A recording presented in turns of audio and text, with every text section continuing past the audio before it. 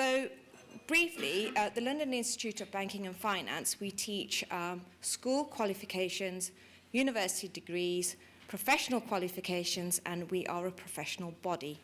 So what that means, it's been a very long journey.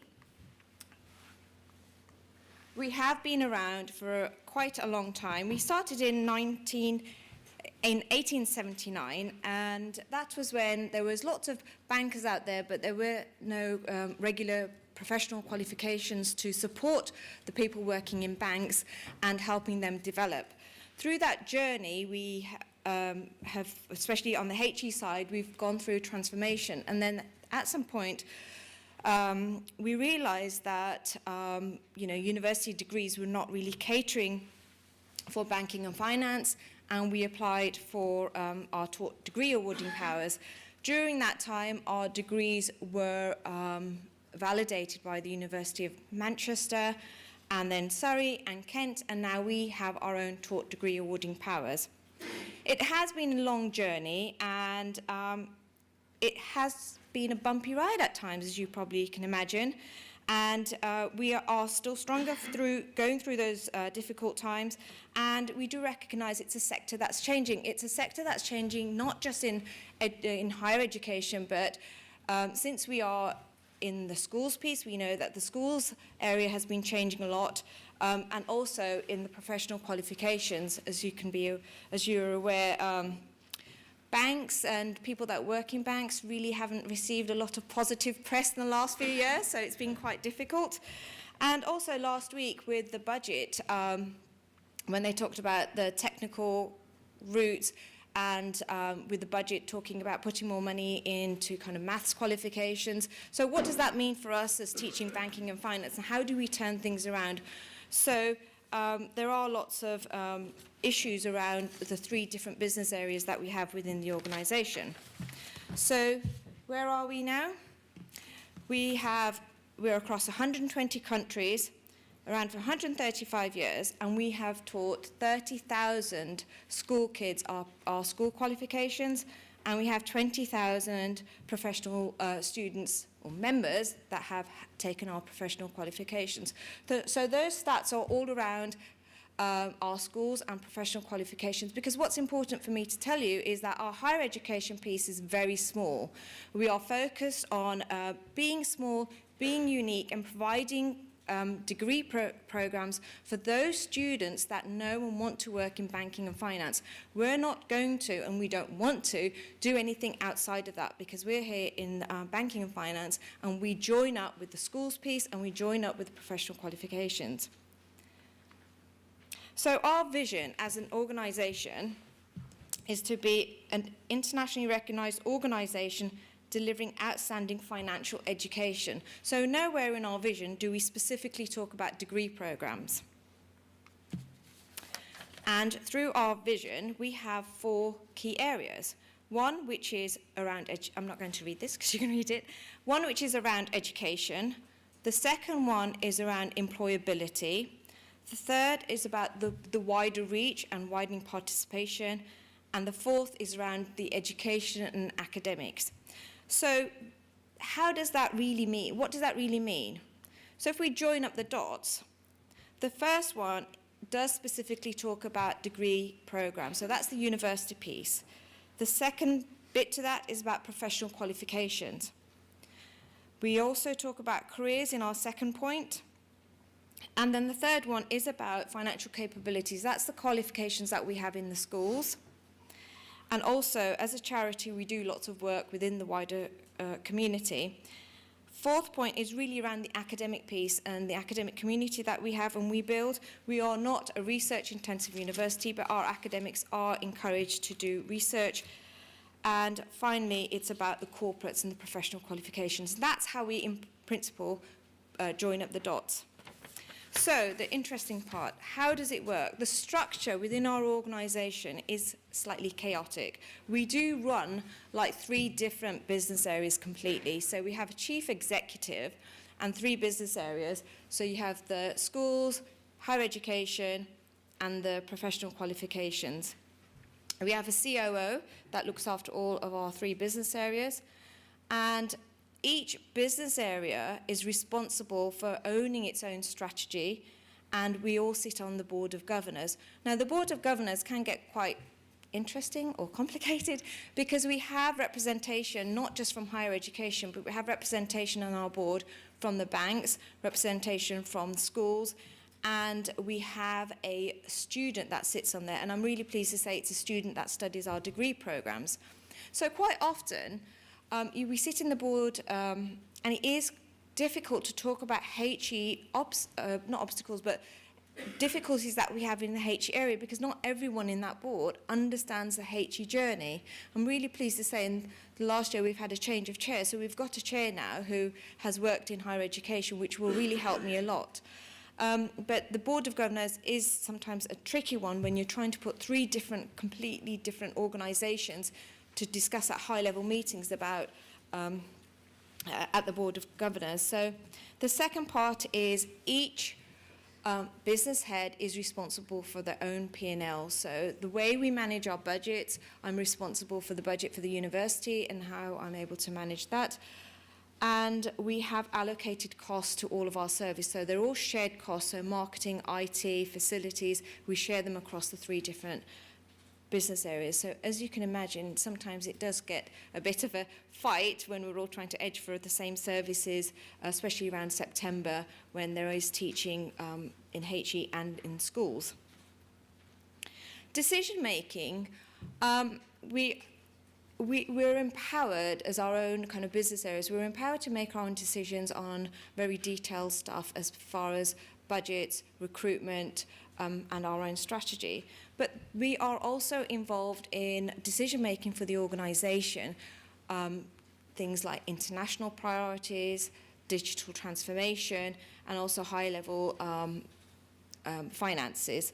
So we do that together, and we meet once a week with the CEO as business heads, and we have a leadership group that has kind of a wider group to talk about how the organisation is going to move forward. So that's kind of in principle how we make it work when you've got three different business areas within one roof. The advantages, there are lots and lots of advantages for this type of model. I've never worked in this type of environment before. I've always worked in higher education in a traditional sense. So when I started this organisation, I found it quite difficult, and it took me a while to understand and to be able to negotiate with people outside of a higher education area. But I do realise, and I really appreciate the advantages, especially about networking and sharing. So when we look at students, you're in classrooms with students that know who you are when they're taking level 3 and level 2 and level 3 certificates. They're already aware of what you represent, what you do, and the benefits that they have when they want to, when they go to look for jobs. So our events pretty much cut across all of our business areas. So thought leadership. So the thought leadership piece across the organisation is because we have academics, or as we like to call them, pracademics, because they're able to contribute across all of the across all three business areas. So they could be teaching in schools, in higher education, or as professional people working in professional corporate. The one most important thing which you could appreciate is pipeline for recruitment. So we have school children who know who we are, that they know they want to come to us to do the degrees there. So it makes it easier for us in a way for recruitment. But when you're 14 or 15, sometimes you feel or you think you want to work in a bank, and you start doing your degree, and second year in, students may change their mind. It's not what they want to do. You know, reality sets in. What does this mean? Maybe they are not able to cope with that subject area. So it makes it quite difficult because we have to manage their expectations, not from open days, but really from when they're talking to us at the schools. And then the students will then go off after they've graduated with their degrees, get a bit of work experience, and then they will start doing their professional qualifications based on where they're working. So that whole pipeline for recruitment isn't starting at the university level, but it continues across all pieces. And even our alumni, when then therefore we'll be able to go ahead and recruit our students. So one of the key advantages is that our pipeline looks really, really different. And of course, we've got the profile and brand across all areas, especially with the professional qualifications. So where we have members that have taken our qualifications and are in senior positions in the banks, then they're able to come back and help build our brand as a university. We've been through quite a few name changes in the last 10 years, and only a year and a half have we had the name London Institute of Banking and Finance. So we've lost a bit of our profile, we lost a bit of our kind of market share, but since the year and a half where we've rebranded and now have come back out there, we've really stabilized, and we're bringing back our alumni, we're bringing back our members and to kind of join up with us again and building our brand. There are risks. There are risks with this type of model. The risks is, one of the key risks is if there is a slight failure in any of these areas, it does and it can have a big impact on the other business areas. So when we're developing our qualifications, whether it's in the schools or whether it's in the university or professional qualifications, when we drop a qualifications, we need a really good story to ensure that we're explaining why we're dropping those qualifications, because otherwise it would have an impact in other areas.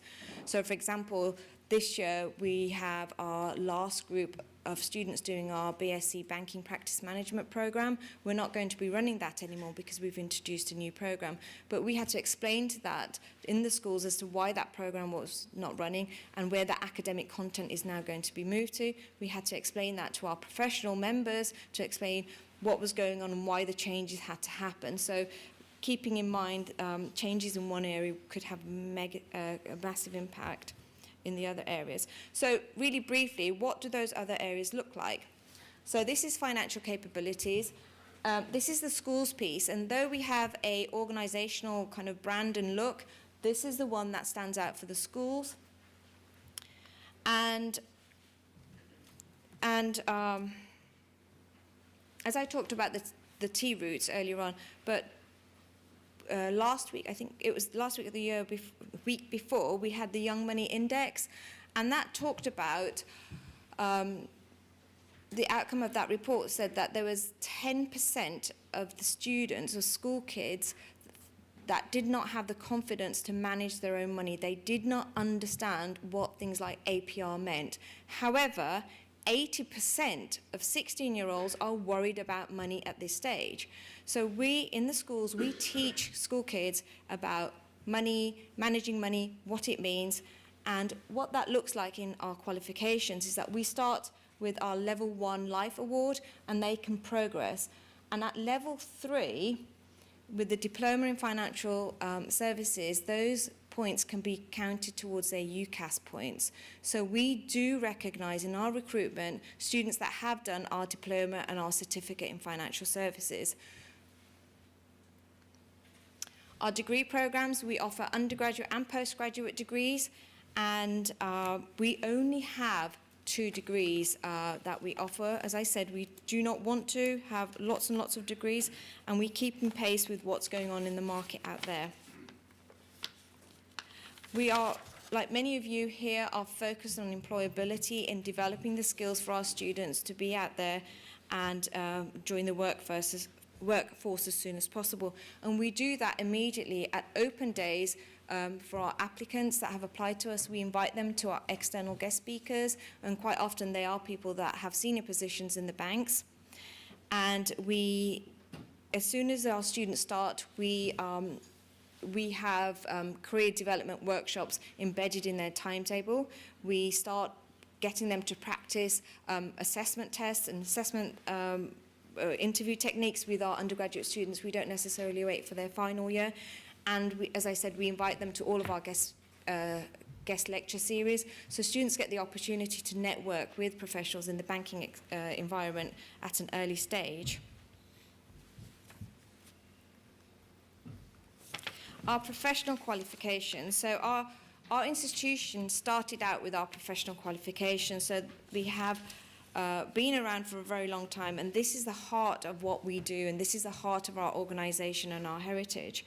So as I said, we have received quite a bit of negative press over the last few years. However, we've counteracted that by embedding things like ethics into our curriculum, and also working with people in the banks to say how can we work together and what types of qualifications do we want to have. Talking about continuous learning, so those are the 3 business areas, but we also take people onto their kind of extended careers with our executive education programs. And just recently, we have now signed a partnership with Barclays Bank for the apprenticeship piece. So we're now in the apprenticeship space as well. So for us, lifelong learning isn't in the HE piece is not about starting at year 1, but it is about the education that we give to young kids at an early stage and bringing them through financial education throughout their journey, all the way through their careers, and then and extending that to executive education and hopefully bringing them back round. So at the London Institute of Banking and Finance, we are dedicated to lifelong learning, and this is an example of how we're able to practice that through our qualifications. And we have, we hope that we can provide a community of people that really do understand what financial education means. And it's not just us, for students and the community to do our qualifications, but as a society, in the situation that we are now, and the changes in Brexit, the changes in qualification, widening participation, we are dedicated in teaching financial education across the community. Thanks very much.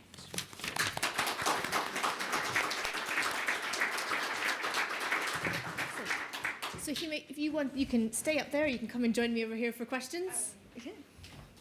So we've got another few minutes for questions. Are there any questions that are out there? We'll start with Rob, and then we'll come up in the front. Sorry, Stefan's been held up by some traffic in the back there. He's coming.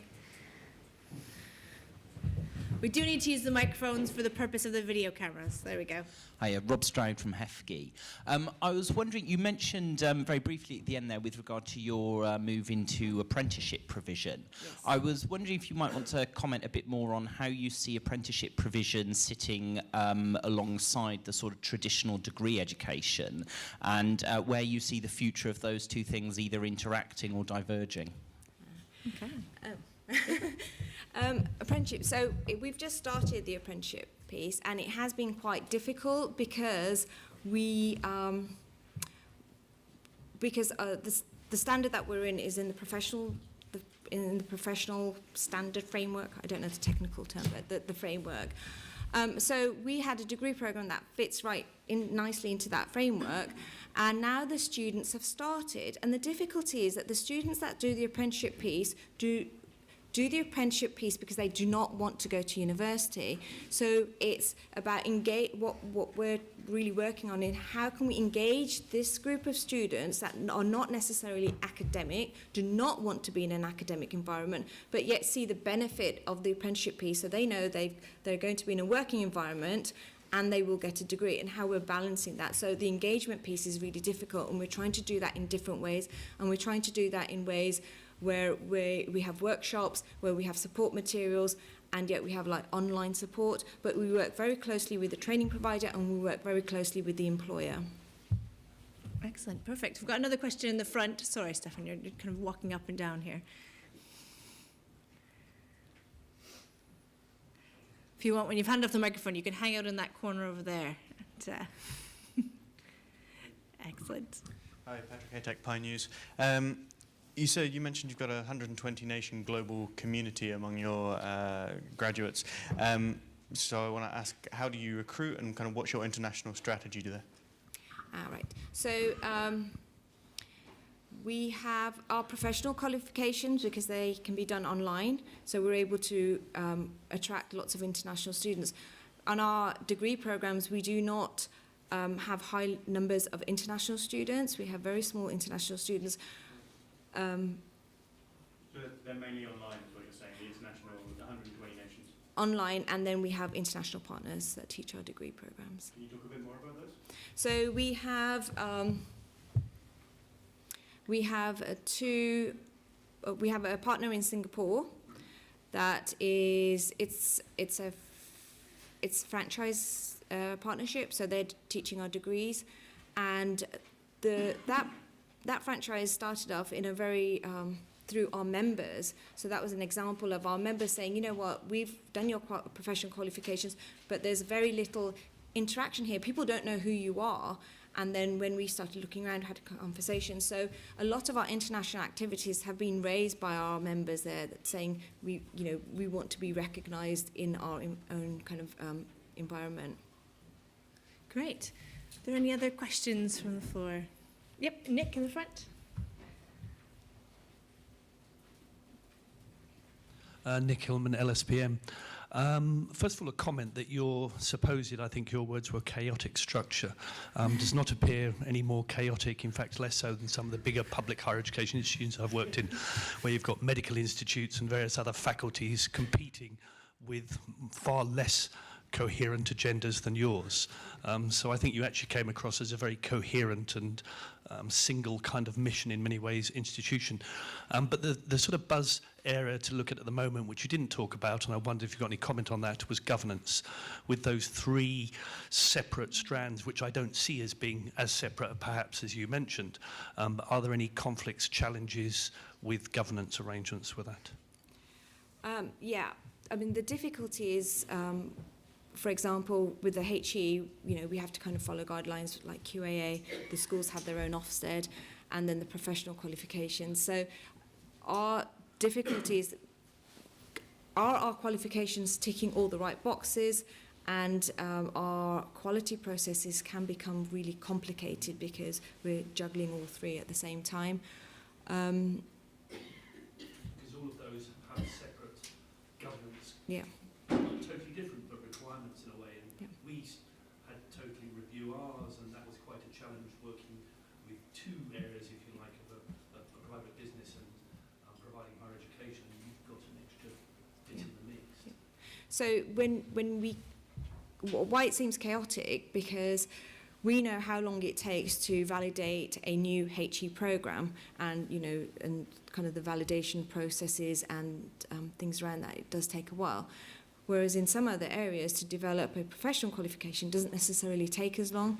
So it seems chaotic because people sometimes do not understand when they're coming from a different business area, and they ask the question like, why is it taking so long, and why are you not able to recruit the students if you started marketing a year ago? And it's just understanding how things happen in our own individual worlds. Excellent. Any other questions from the group? Right, we'll pause there. So we're just on time, and Hemi will be around afterwards for people to ask some questions. Fantastic.